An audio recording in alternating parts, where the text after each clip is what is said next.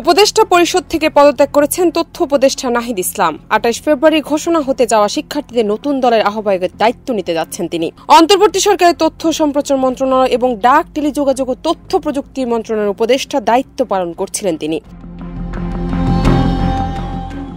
গেল কয়েকদিন ধরেই আলোচনা ছিল যে কোনো মুহূর্তে উপদেষ্টা পদ থেকে সরে দাঁড়াবেন নাহিদ। নানা সময় তিনি নিজে এবং তার সংগঠন বৈষম্য বিরোধী আন্দোলনের পক্ষ থেকেও তেমন ইঙ্গিত দেওয়া হয়েছিল।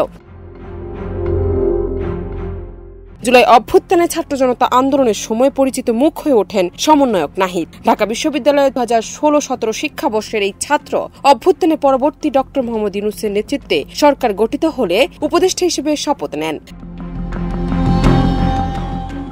নাহিদ গণতান্ত্রিক ছাত্র শক্তি নামে একটি সংগঠনের নেতা ছিলেন। সংগঠনের কেন্দ্রীয় কমিটির সদস্য সচিব ছিলেন তিনি। জান্নাত নিপু, দেশ রূপান্তর।